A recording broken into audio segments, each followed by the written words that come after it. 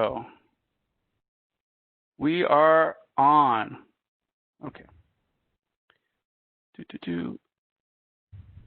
There we go. All right. Welcome back, everybody. It is another wonderful day to be talking about deer and deer hunting. We've got 50 folks online, and we got people trickling in, but it is just after noon, and we are going to get things going. So standard sort of stuff moving forward. This is the agenda that we're going to cover today. Today is class 4. It's already been 4 classes. We're going to talk about who we are, who our guests are, what some of the housekeeping topics we've got today. And then we're going to get into the meat of what today is about. Today is all about gear and equipment that we take into the woods when we're deer hunting. This is going to take the entire time because there's a lot of stuff to talk about. But mostly it's because everybody does this a little differently, and we have different things that we like to carry, and we hunt deer in different ways. So there's a lot to talk about because there's a lot of different ways that you can do it. We're going to go over guns and ammo. Specifically, we're going to have a little bit of a deep dive into that stuff, talk about what we're dealing with in terms of calibers, gauges. When you're a new hunter and you're just starting out, some of that stuff can be really dizzying amount of information. It's just overwhelming. We kind of want to give you a quick primer on what some of the stuff is, how you navigate it, and what it means. This is not a replacement for firearm safety. Please don't take it that way. But we do want to give you the vocabulary that you can engage with this stuff and make sense of it. We're going to talk about other gear that you can be looking at. And then we're going to have about a 20-minute period towards the end of the class where we're each going through what we carry into the woods before we get to our questions and answers. As always, our goal for this webinar series is for you to learn about deer hunting, the rules, the best practices to participate in a safe and ethical deer hunt this fall. So who are we? Again, my name is James Burnham. I am the Recruitment, Retention, and Reactivation Coordinator for the state of Minnesota. Basically, all that is getting more people out hunting and fishing, and I'm with the Division of Fish and Wildlife in the outreach section. Greg? Craig Kiger, Shooting Sports Coordinator, Firearm Safety, Adult Learn to Hunt programs, and I assist gyms wherever I can. I really enjoy working with this program and introducing you guys. Nice, thank you.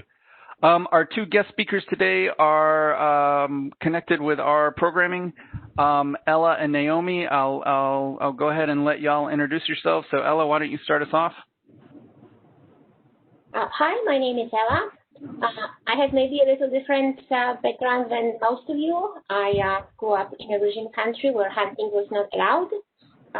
And as I relocated to the U.S. And I embraced the rights here and the freedom to keep and bear arms, I also got exposed to hunting in a clean way because where I grew up, the propaganda was presenting hunting rather in a very negative light.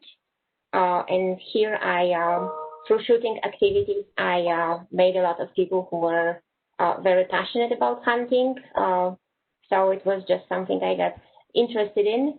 And I had that wonderful opportunity to participate in a Learn to Hunt program, and not only listen hunting stories, but hunt with a mentor side by side. And it's been just one of those great experiences I had to have in America.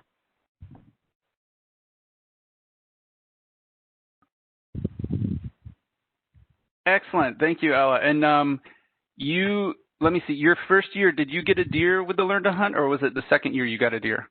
It was the second year. Nice. Nice. Excellent. And then Naomi, I want to brag about Naomi here really quick. Naomi's somebody who came through the DNR programming, had never hunted before. Not only did she take to the programming really well and very passionately got involved with it, she has since come back and started mentoring others as well. So she's teaching other people how to do this stuff as well. So with that, I'll turn it over to Naomi. Why don't you tell us who you are? Hi, I'm Naomi Walker. As James mentioned, I was in the inaugural class of the Learn to Hunt. Poor Craig is just probably now recovering. He was my mentor. I was very, very lucky to have him as a mentor. After a day and a half in a ground blind, he might not agree as much. But I also volunteer through a program called Becoming an Outdoors Woman, which is how I got connected to the Learn to Hunt program. And on the slide that you can see there, that would be myself with what would be Craig's hunting mentee granddaughter and a decent-sized buck that she harvested out of the Itasca Park when we had a women's-only hunt up there. So, yeah, we've had some really nice success with this class. I've really enjoyed going through the class. I had a basic outdoors knowledge, but it was just so much fun going through with a mentor who was totally 100% focused on teaching me what was in the woods and what to look for. And I like to think I've gotten pretty proficient at finding deer sign and locating good hunting spots. Yes, I've really enjoyed being part of the program. Awesome. Thank you so much, Naomi. So that's who we are, and a couple of webinar housekeeping topics. This webinar is an overview of what you need to get out into the fields and the woods for this fall. It's a summary. It's a starting place. It's a place to get y'all on the right track for what you need and how to do it and where to find more information out about it. It's an opportunity to hear a variety of voices from folks who have been hunting a long time to folks who have just started hunting out. You know, and it's a chance for you to ask questions about deer hunting. You know, what do you have that you're confused about or you have questions about? Again, I will strongly encourage you to focus on our guests. If you have questions for our guests, you know, you have all the entire series to talk with Craig and I about stuff, but this is a pretty limited time. We'll see Naomi again later in the series, but this is our only chance to talk with Ella about her experiences and her topics and her preferences. So, you know, this is a chance for you to get a variety of opinions on stuff. This is a shortcut to get you on the right path. You know, when you're starting out with this stuff, it's really overwhelming. There's a lot of information out there. We're here to try to help you winnow down what the good information is and what you need to know moving forward. Please, there should be a post-webinar survey that pops up after this is all said and done, so please take an opportunity to fill that out. It's really informative for us. And with that being said, I also want to say what this webinar is not. This is not a substitute for you spending time in the field, learning a spot to go hunt. This is not a substitute for you getting dialed in with the weapon that you're going to use to go hunting with and getting comfortable with it. The more you practice with this stuff, the less you have to think about it when you're out there, the easier it's going to be for you to take a good ethical shot on an animal. So please recognize that we can't do that in this format, and so it's going to be on you to find those areas and get that practice in on your own. Also, in terms of the webinar housekeeping, I do want to say that we've really appreciated all the emails that we've gotten. A lot of folks have asked when the videos for the previous webinars are going to be posted. Those are up today for the 3 previous classes. So those are up. If you've missed one or if you know somebody who's been looking for one, spread the news. It's on our webpage. It's on where you went to register for this class. So please share the word, and we'll be emailing out that information as well. So okay. That being said, let's get into the gear overview. You know, the real essential stuff that you need to do this, it's not a lot. A lot of the big gear discussions that we are going to have and a lot of the topics that we're going to cover, it's the stuff on top of the essential items. The essential items, you really need a valid hunting license or a tag. You need your personal ID. You need a method of take, whether that's a firearm or a bow. You need the legal ammunition, legal arrows and broadheads. If you're firearms hunting, you need blaze clothing. Have a knife, maybe 2. a personal first aid kit, and your phone with some emergency contacts. After that, it's really all the other stuff is really a chance for you to be more comfortable, to maybe close the distance on an animal, to try to increase your odds that you'll get in a spot to make a good shot. It's a really good idea to take 20 to 30 feet of rope, because if you're using a tree stand and you're going up a tree, I use mine. It tells me how high my maximum height. Like I don't want to go above 25 feet, so my rope is 25 feet long, and I use that to haul items up when I'm in the tree. It's also a great way to drag an animal out when you put one on the ground, so that you're not either just pulling hooves or antlers. That gets old real quick. So having some rope to help with that is a tremendous asset.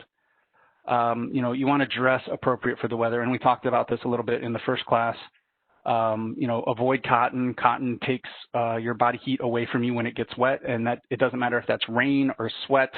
The second that cotton gets wet, it's going to be taking body heat away from you.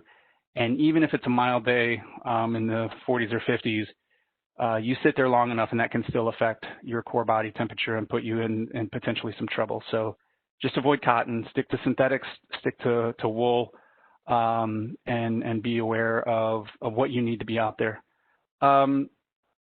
Making a checklist is a really tremendous thing to do. The checklist that you see, this is a checklist that we developed for our Adult Learn to Hunt program last year. You can see that on the front side, it's the size of a business card. On the front, it has the essential items. Before you move anywhere, make sure you know where this stuff is.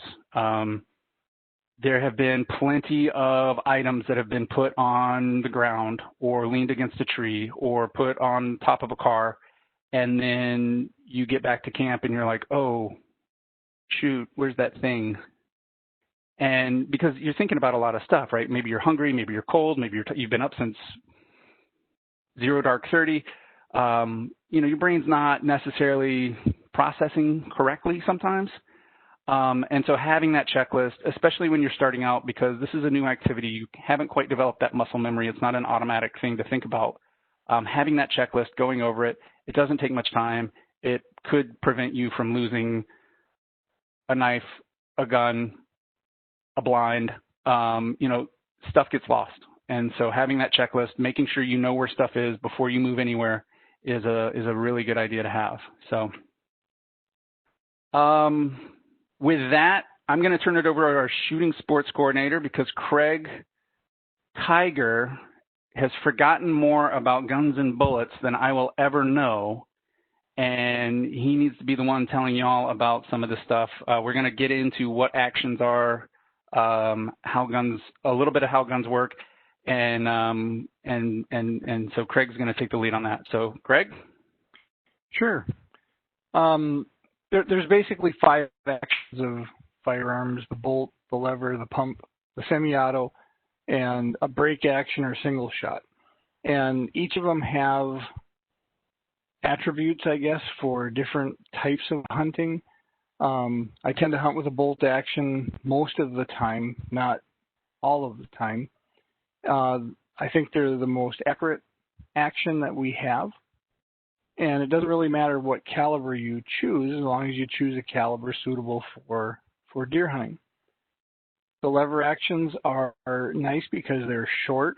They get around the brush real easy.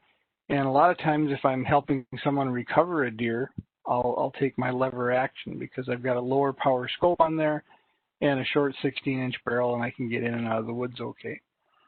The semi-autos, and we've got a couple different varieties. They both function essentially the same. With each pull of the trigger, it fires one shell, ejects the empty from the gun, and reloads the next round into it. The pump action, if you're a pump action shotgun shooter, it might make sense for you to shoot a pump action rifle. And they're available in a lot of different calibers.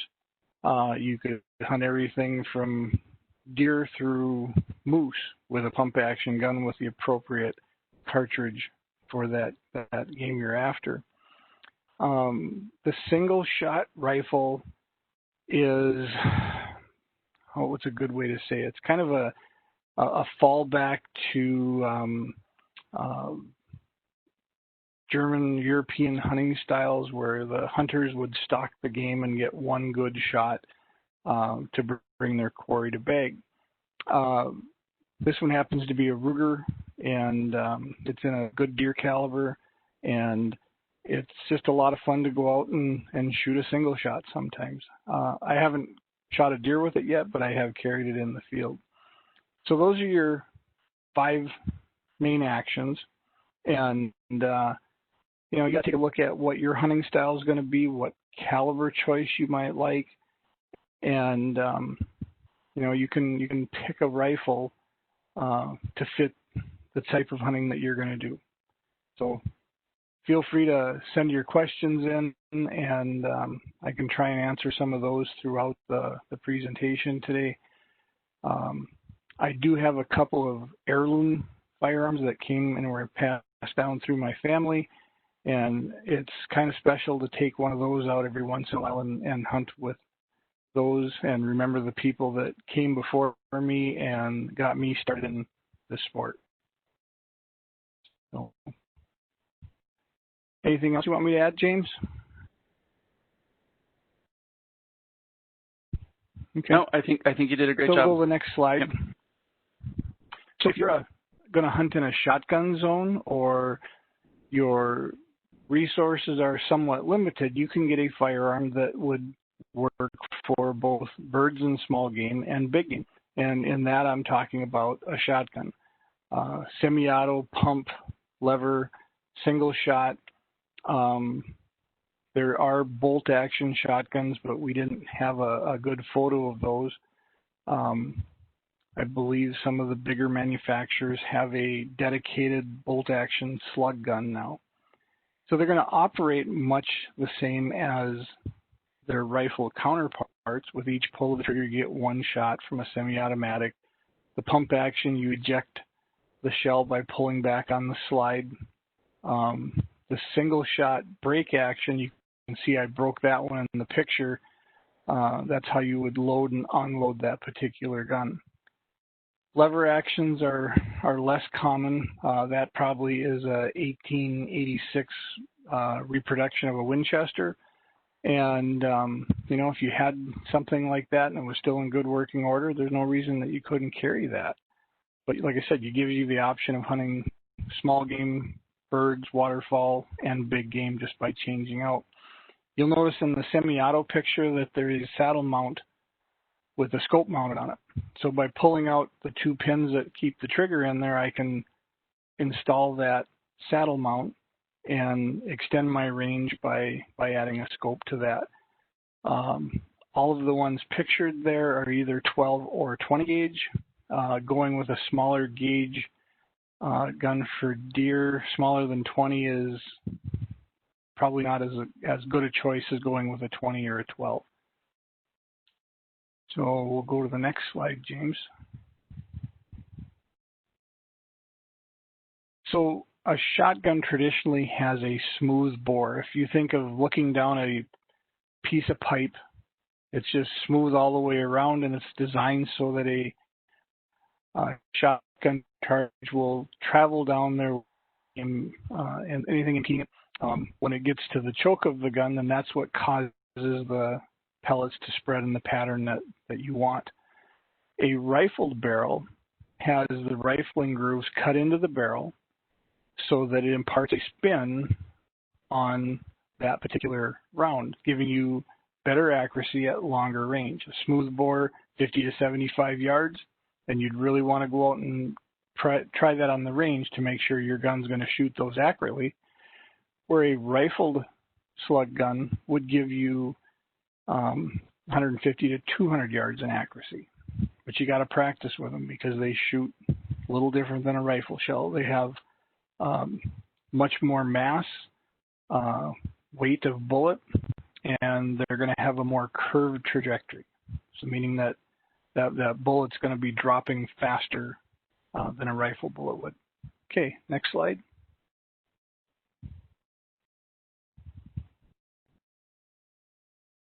So there's trade-offs.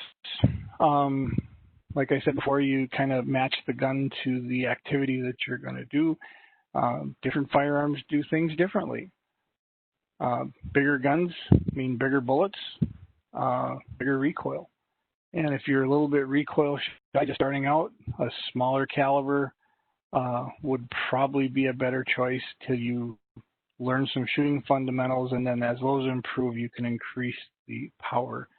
You know, if you're going to be a deer hunter for your entire life, sticking up to a 30-06 or smaller is probably going to handle everything that you need to do.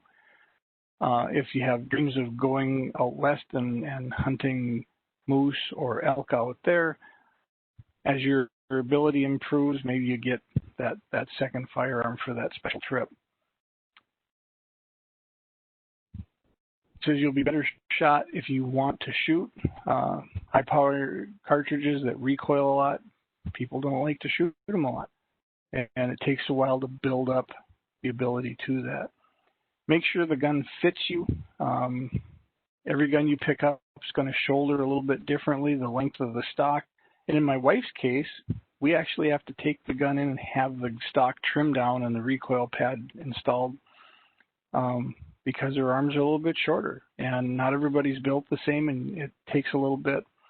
Some of the manufacturers are now looking at building youth and ladies models so that when you pick up a firearm, it's going to fit you.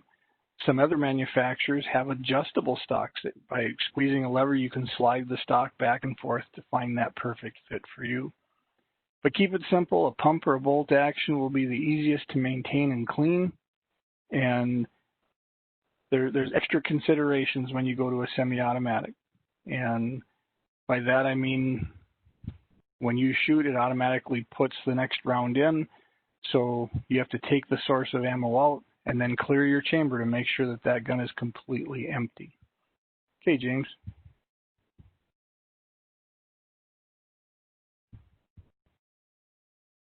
So centerfire rifle ammunition, it's measured in two ways. The caliber is either in inches. The bigger the number, the bigger the bullet. They also measure them in the metric system. So you got 7mm, 8mm, and so on. We highly recommend at least a 240 or larger. We talked a little bit about that in the past webinars. And 243 is going to be a nice light recoiling round. The weight of the bullet is expressed in grains. And the more grains, the more bullet weighs, the more kinetic energy it's going to have on your target, the more shocking power that it'll have. A 243 is commonly a 100-grain bullet or down to 85 for deer, and a 30-06 starts out at about 150 and 165, 180, and I've even seen some 220 grainers out there. If you look at the top picture there, there's a pointed soft point, a solid copper, and a round nose lead core bullet. So we were promoting the use of copper yesterday as it's better for the environment and better for your family. So if we go down to the shotgun section here, the gauge is the determination of the diameter of the barrel, and the bigger the number, the smaller the barrel. So it's just exactly opposite of what the rifle stuff is. 12 gauge is one of the largest shotguns we have that would be useful for deer hunting. And 20 gauge, which is a bigger number, but it's a smaller diameter barrel. So it says here, slugs are the rifled type slug, which is the picture, the bottom picture with the cartridge or on the right side of your screen. Those diagonal lines help impede a spin on your bullet because it's designed to shoot down a smooth bore. The one in the plastic sleeve there is called a sabot, and a sabot is designed to shoot in a rifled slug barrel. That rifling is going to engage into the plastic sheath, and as it goes down the barrel, it gets its spin, makes it accurate further away. That plastic sheds as the bullet leaves the barrel, and the internal bullet continues to spin and travel to your target. it says pay attention to the length of your ammunition that comes in 2 3/4, 3, or 3 1/2. And you want to make sure that you look on the side of your barrel because there's going to be a data stamp there that says 12 gauge, 2 3/4, or 3-inch shells. Might say 3 1/2. You can always shoot a short shell in a longer chambered gun. You can't vice versa put a longer shell in a shorter chambered gun. So if you match the box, the bullet in your barrel, you'll always have the right ammunition for your gun. Okay, next slide.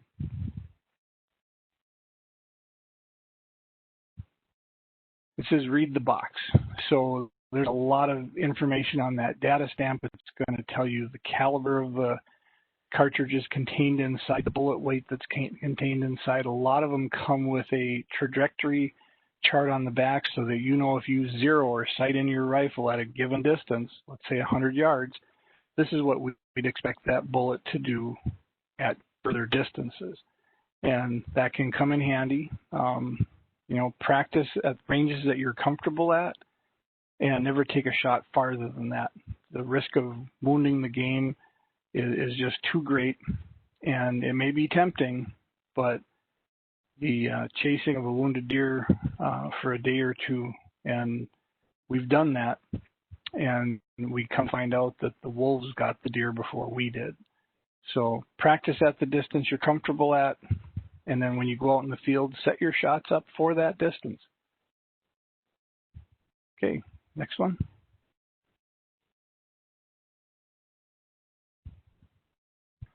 All right, Craig, that's it for the guns and firearms. That's it. There's a couple of questions in the Q&A. We had a question about 357 Henry Big Boy, and then we had a question about mag lengths, magazine amounts. If I could point you towards those. I'll work on those. And then we had a quick question about, let me see, we had a quick question for using a 12 gauge smoothbore. It's totally doable. We had a Learn to Hunt student using their personal firearm last year, use a smoothbore. He used a duck gun, but he used a deer load in it.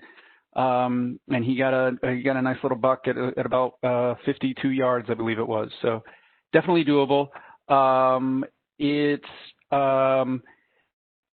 the smooth. So if you use a Sabo round, those are specifically designed for rifled barrels. If you put them in a smoothbore barrel, they have a tendency to tumble in flight because they don't get that spin put on them. So I would not recommend doing that. The reason I'm saying that is because there are a lot more options for Sabo ammunition for non-lead opportunities. There are non-lead smoothbore options that are out there. You've just got to do a little bit of digging and looking around for them. So, you know, there are some websites that are out there. There's an entire organization set up. There's an entire nonprofit set up for hunting with non-lead. California compiles a list of ammo manufacturers. California has banned lead for all hunting in the state. So they have a list of ammunition manufacturers and calibers and gauges that have non-lead opportunities for you to do that, to find that. So I would do some searching on that, do some digging. If you're having a hard time finding it, send me a personal email and we can get you pointed in the right direction. There are online search engines that are out there. Thank you, Ella. And they work really well, and they'll help you find some pretty good deals. Which slug to use for a rifled barrel? I tend to use shotguns are pretty finicky. You know, you have to find the ammunition that your specific shotgun likes. There's a little bit, they're not as precisely manufactured as a rifle is. So there tends to be some play in how the barrels fit the actions and how the ammunition fits into those chambers. So if you're using a shotgun, you know, you might start off by buying a couple of different types of ammo, find the one that patterns really well, find the one that goes on target where you want it, and then commit to that type of ammunition, because that's going to keep you in business and keep you from having to guess where stuff's going to go.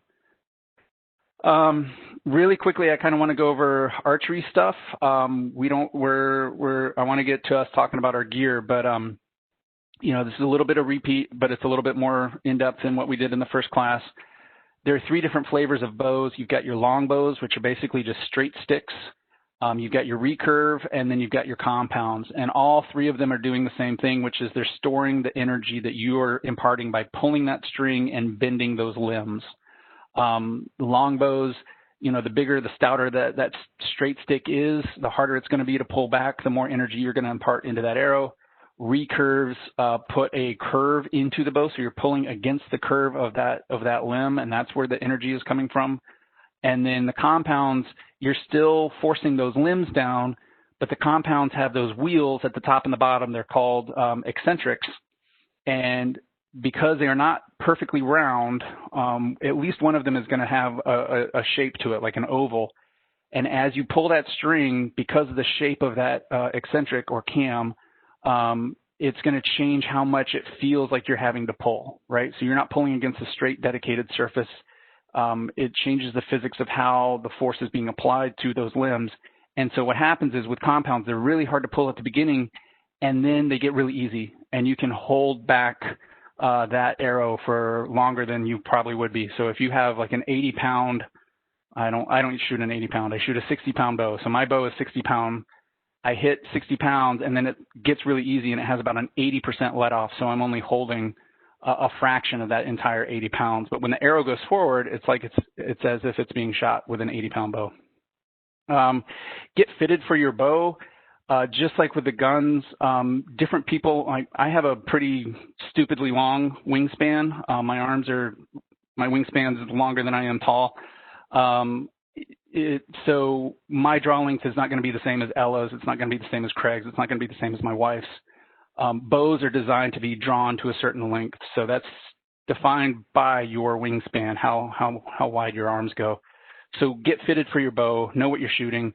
If you're shooting a bow that is too short or too long for you, you risk A, being very uncomfortable, or B, not generating enough power to meet that minimum requirement of 30 pounds or more at any point during the draw. Crossbows, we covered this a little bit. You need a special permit, or you need to be over 60.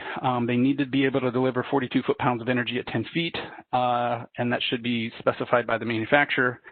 And the bolts need to be 10 inches longer and have a working safety. Broadheads, you have a couple of options. You have fixed or mechanicals. Again, there's trade-offs with all of this stuff. So the fixed blades, you don't have to think about it. They're going to cut when they hit a deer. The trade-off with that is that they are little wings sticking off at the point of that arrow. So they have, depending on the broadhead, depending on who's shooting it, depending on the bow, there is the option or the potential that the blades themselves could act as airfoils and change the flight path of that arrow. Mechanicals don't do that. They don't have those wings sticking out. They don't have the blades sticking out.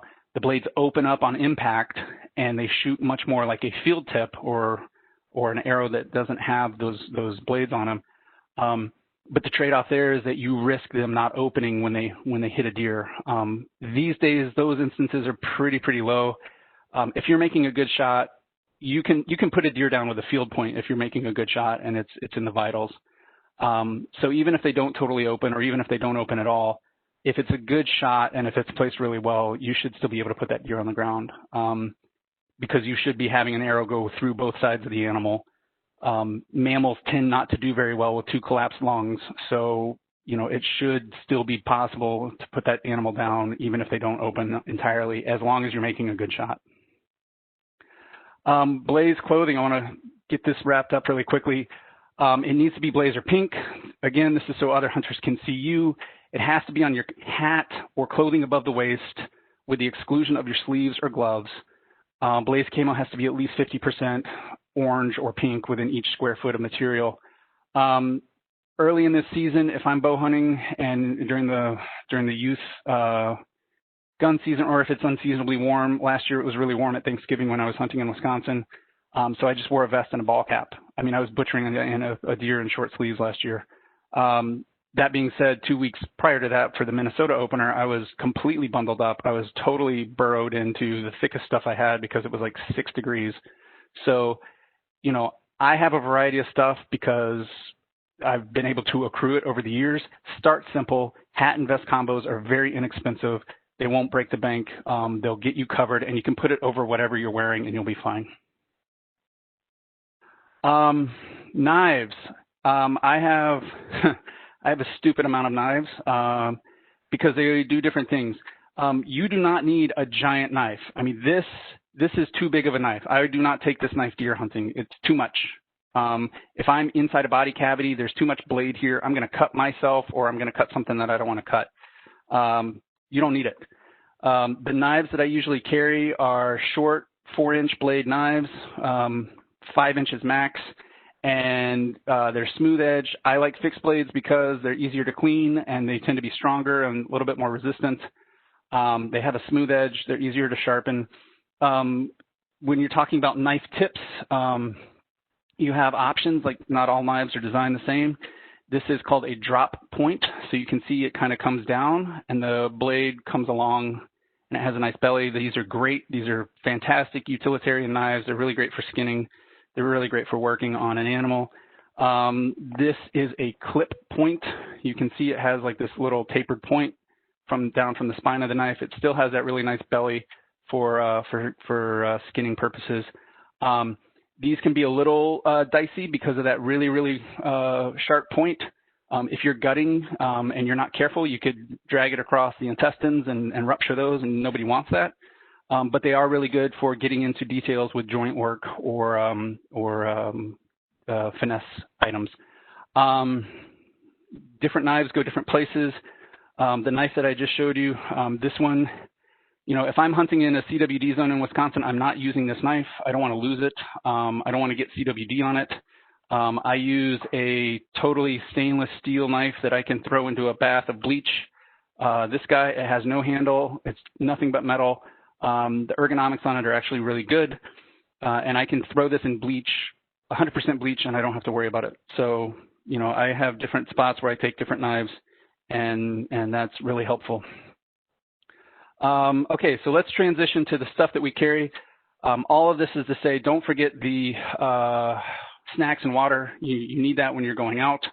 The more comfortable you are when you're sitting, the longer you can sit, the more odds you have of having a deer walk in front of you. And I'm going to stop the PowerPoint now so that we can sit here and talk a little bit about the stuff that we carry as individuals.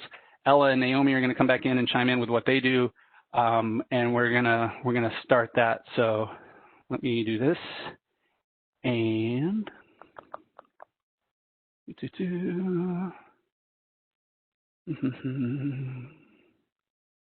I'm going to do that. And so now we've got our screens, and I'm going to turn that off.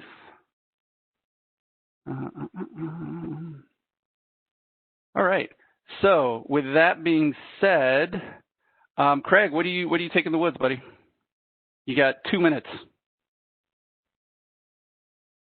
First aid kit, space blanket for emergencies, a way to attach the license to the deer, a knife and maybe a sharpener, a chunk of rope, my spare ammo, and what else I got in here? Some TP and rubber gloves for field dressing. I also get a flashlight, and I have 2 compasses that I carry in case I feel that I'm getting wrong directions. I can compare the 2 compasses and try to figure out. Up here we have a lot of iron in the ground, and local attraction can be a problem. Everything will fit inside a fanny pack, so I can carry everything out in the field with me. And I went with the fanny pack with the shoulder straps so that I can take the weight off my hips and help bear some of that on my shoulder. That's pretty much it. License, gun, ammo, and a few incidentals, and source of fire in there too, to start a fire. Nice. That's it. Fantastic. Ella, why don't you tell us what you take into the woods?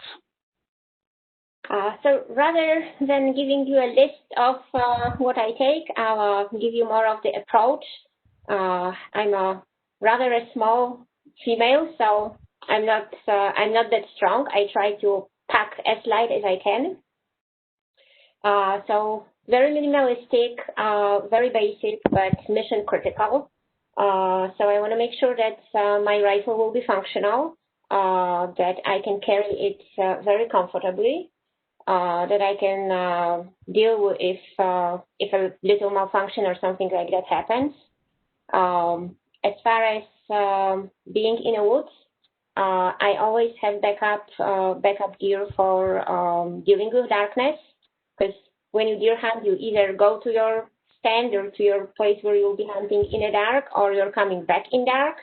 So I try to make sure that I'm not too light on a backup flashlight. Anything that helps me leverage and push my physical limits and at the same time be a lightweight is a gear that I like. So, for example, for dragging deer, what I discovered, a lot of people like using game carts. That doesn't work for me very well.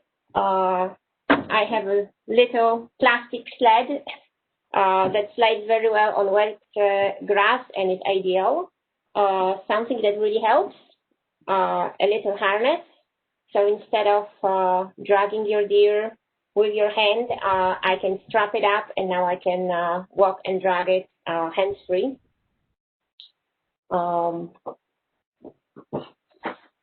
Little gadgets that I found very, very useful are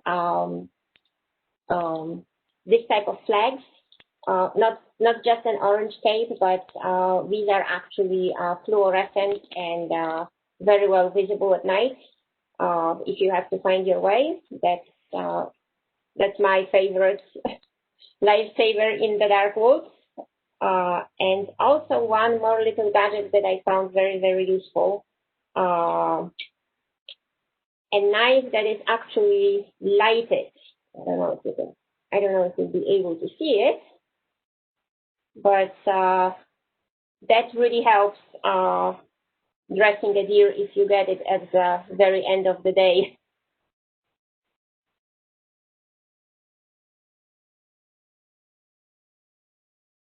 Very cool. Yeah, nice little gadget.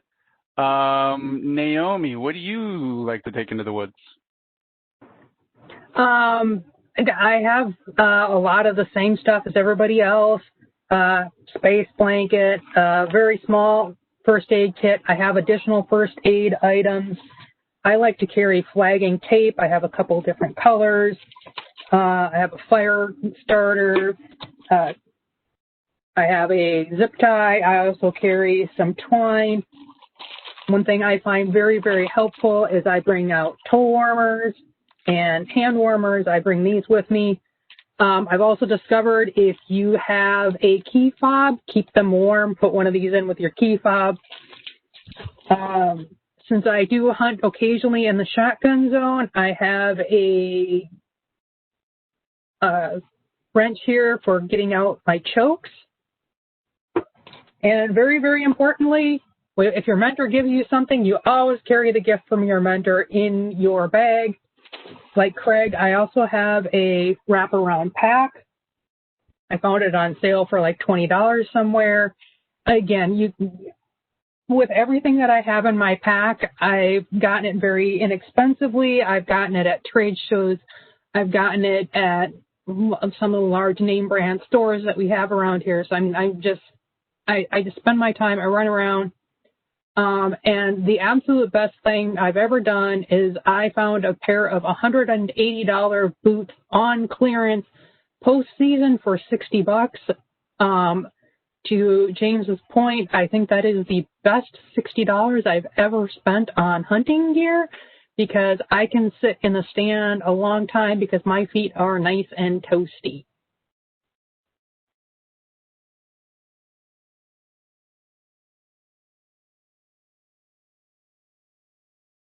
Fantastic. Okay. So I guess it's my turn.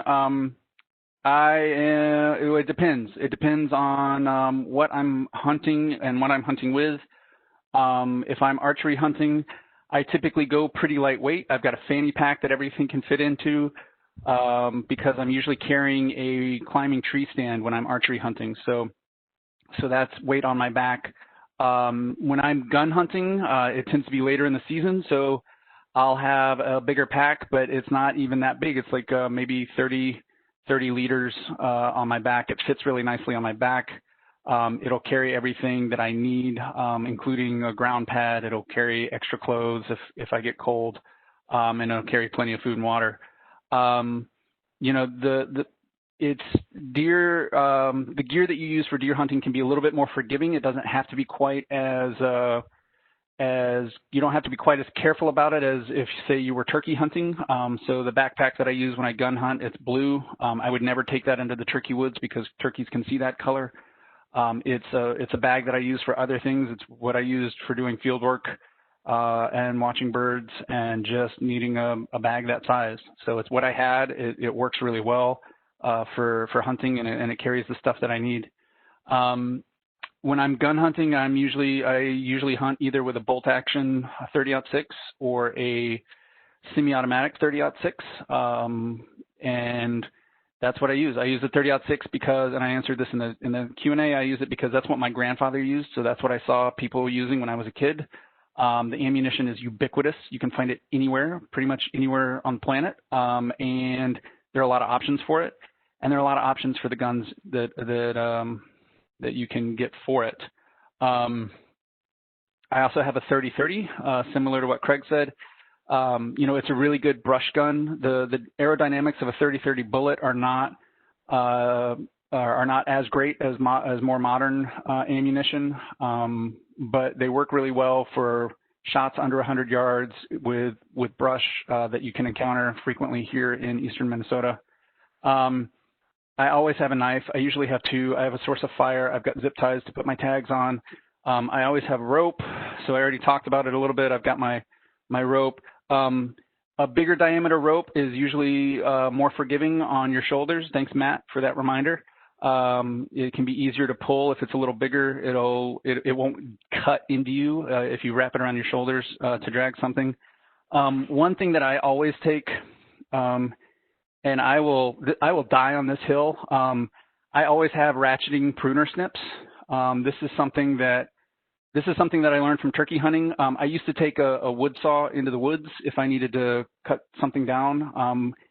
Before you cut anything, make sure you know what you can cut in the spot that you're at. But frequently having some sort of wood saw or hatchet is useful. These are quicker, they're quieter, they don't take up as much space, and they're fantastic. So I always have ratcheting pruning shears in my kit. Early in the season, I'll have bug repellent, some sort of bug repellent. This is a device that volatilizes insect repellent. It's really clutch for early season. Rifle hunting in Minnesota, we usually don't have too many bugs out, so it's not as much of a consideration, but when I'm archery hunting, it definitely comes in handy, and it's much, much, much appreciated. Other than that, you know, I've got my binoculars. I usually have a chest pack that I'm wearing that has it has my binoculars, it has my rangefinder, and it has my headlamp in it. And those are all right on my chest so that I always know where they're at, and they're always there, and, you know, toilet paper and what have you. So that's what we've got. That's the gear that we take. Yeah, that's what we use. Really quick, I'm going to go back to, I'm going to wrap up with one slide, and then we're going to get into the questions and answers that people might have. So let me just share that last little slide, and then we'll get into the Q&A.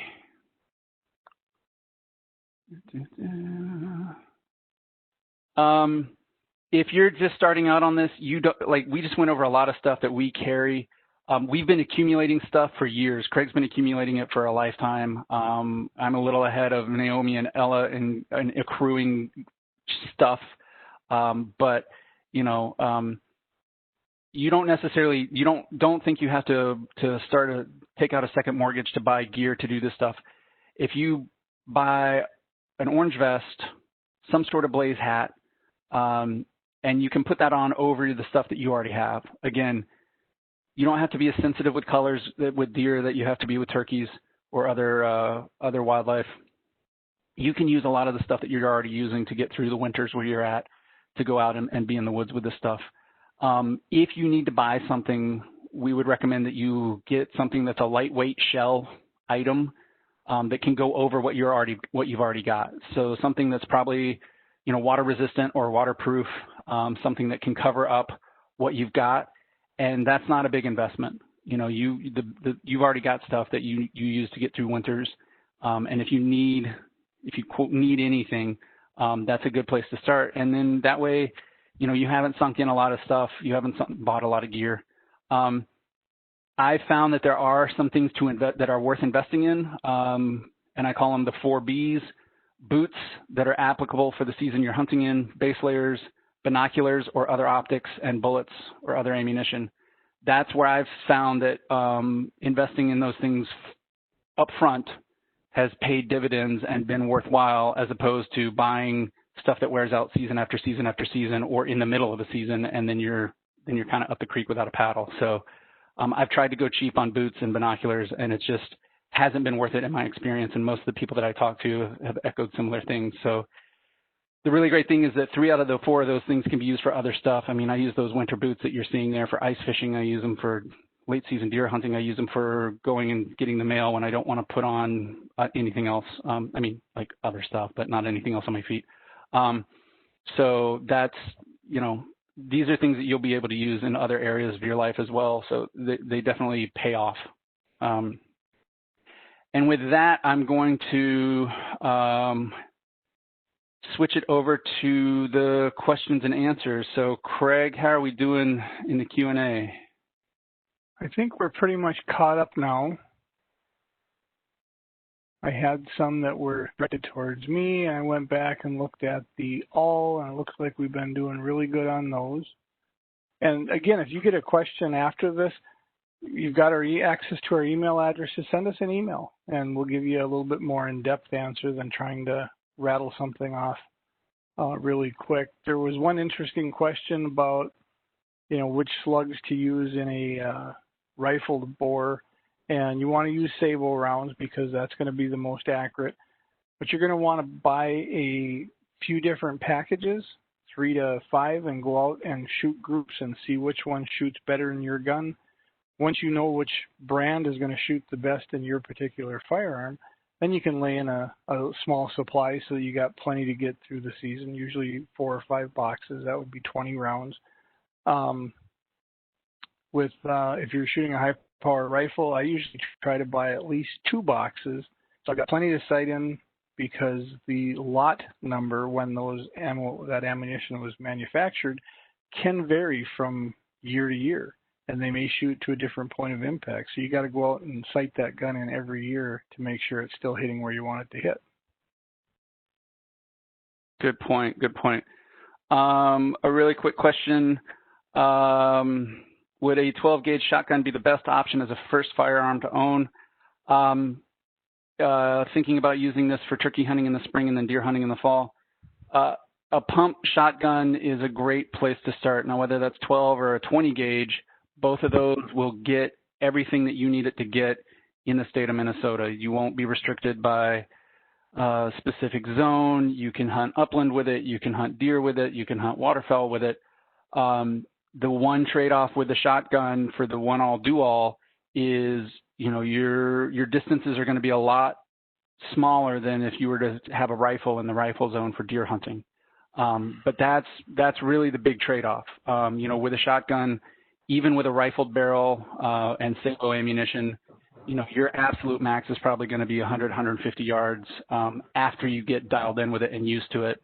And, you know, for a lot of hunting, especially in eastern Minnesota and the wooded areas, you know, that's plenty of room. That's enough distance to get stuff. But, you know, when you get down into the prairies and farther west, you know, or if you're hunting big crop fields, sometimes you need more than that 150 yards, even though for a lot of those prairies in Minnesota, that's shotgun zone anyway. So, but it is, you know, and I would I would start with the other nice thing about shotguns is you can change barrels on them fairly easily. Like it's really easy for me to switch out my smooth bore turkey barrel on my Remington, on my pump 870 shotgun. It's really easy to put a rifled barrel on that has a scope on it that I can then use for deer hunting in the shotgun zone. So it's a very versatile tool. It's a great place to start, and you don't have to worry about being restricted to specific zones because you can use the shotguns up in the rifle zone. You just can't use rifles in the shotgun zone. And if you're shopping, you can buy a combo that comes with both barrels, and it's usually a little cheaper option to get them both at the same time than to go back and try and add a shotgun barrel to the gun that you already have. And don't forget about the 20 gauge. They're just as accurate and almost as powerful as the 12 gauge, and it's going to have a lot less kick because sighting in that 12 gauge, I know from doing it, is I can fire off 5 rounds and then I'm done. I can't fire any more than 5 rounds when I'm sighting in my 12 gauge slug. So just keep that in mind. When I had a 20 gauge, I could do 8 to 10 rounds before my shoulder started spasming. Yep, that's a great point, and it gets back to the point on the slide. You know, you're gonna shoot better with a gun you want to shoot. So a slug out of a shotgun, it's a lot of metal, and it takes a lot of gunpowder to move that. And when you have that much mass, that recoil has to go somewhere, and that's going to go into your shoulder. So, a 20 gauge shotgun is going to put a deer down plenty fine, and it'll be a lot more pleasant to shoot than a 12 gauge shooting a slug. Craig, sorry, Ella, let me just get to this question. Craig, with a semi-auto misfire, should they just eject the cartridge and reload a new one? Grab that charging lever, pull it to the rear, kicking that bad round out, and let it go so it snaps forward and carries the next one into the chamber. Yep. Ella, I apologize. I cut you off. No, I was going to ask you a 12 gauge shotgun question. From my experience, some of the most popular pump action models have a lot of aftermarket stocks available that you can install, including very nice shock absorbing, recoil absorbing ones, which can be also an alternative if you don't feel like you can handle the recoil. Sometimes the little modification to the firearm can go a long way. Excellent. Good points. Good points. Question on selecting rangefinders and binos just popped up. Mm-hmm. What I like to do is look in the hunting catalogs and then go to a hunting store and see what they have and compare the features in hand to what you've seen in the catalog or online, and pick one that's going to work for your hunting situation. I have one that's good to 800 yards, and my wife has one that's good to 440 yards. And the 440 yard one works great for bow hunting, but when we were in Africa, it wouldn't give us an accurate range because it was beyond the capabilities of that rangefinder. And it works great for bow hunting, or woods hunting, and you want to know how far away that animal is. And start practicing, range estimations. Take a look at something and say, is that 10 yards, 30 feet, or 20 yards if you're a bow hunter. You start looking, across an open expanse and try to estimate 100 yards. That's probably how far you're going to sight your rifle in anyway. And know what your particular bullet's going to do at longer distances. How much does it drop at 200 or 300 yards? And I'm not afraid to take a long shot, but I've practiced a lot. On a couple of my rifles, I actually have a bullet drop piece of paper, a cheat sheet, if you will, that I can look and say, okay, I ranged that deer. My gun's going to drop 23 inches in that distance. So what's 23 inches look like on a deer? The length of the neck, maybe from the top of the antlers to where the spine would come in. And, you start aiming that far above your animal, and it changes a lot of stuff, but you got to practice with that gun to know what it's going to do. Yeah. Yeah, and that's really, really good. The other thing that I would add about rangefinders or binoculars, there are a couple of features that I like to keep an eye out for. One, I want to make sure that they're waterproof. If you get water in those items, and this is why I choose to invest in binoculars or rangefinders as one of the 4 items that I really focus on. They need to be waterproof. I don't buy them unless they're fog proof, so they've been purged of nitrogen, so they don't build up condensation inside the device or the equipment. I get them with optics coatings so that they help collect and collect more light, especially in low light environments. So once you start adding those sorts of things, that's where that price point starts going up. But I've tried to get away with cheap binoculars, and they are more aggravating than not. So you know, there are a few things that are as frustrating as you pick up binoculars to your eyeballs and there's condensation on the inside of the binocular that you can't get out because then at that point they're just a paperweight. So that's the kind of stuff that I look for. And there are a lot of brands that are out there. Some are super expensive, and there's just not something that I can afford. And then there are some that are a little bit more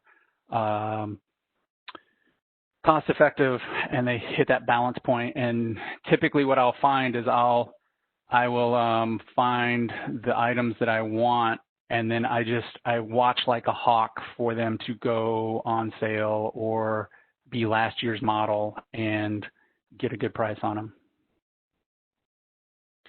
I don't know how well they work, but there are binoculars with rangefinders built in.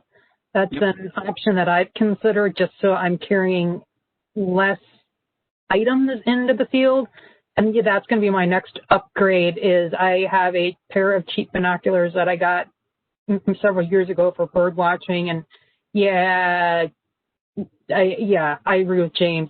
I need good binoculars for this. And a really great thing about the binoculars is you don't want to be using your rifle scope to look at stuff to get a better look at it, right? If you're out hunting and you've got a round in that chamber, you're pointing a loaded gun at whatever you're looking at. It could be a deer, it could be somebody walking through the woods. So, you know, having dedicated binoculars that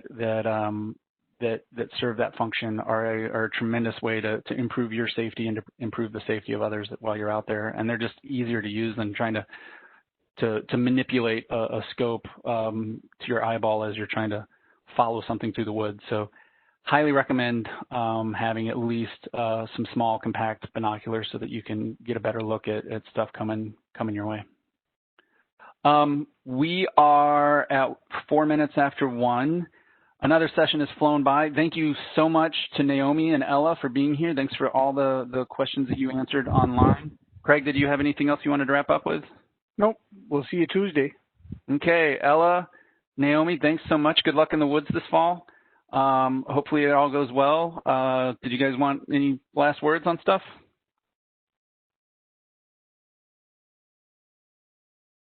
Nope. Okay. Thanks everybody for tuning in. Again, the previous 3 classes are up and posted. They are on the website where you registered for the class. Please take time to fill out our survey. It really helps us learn and improve what we're providing here. And good luck, be safe, good skill out in the woods, and we'll see y'all next week. Thanks everybody.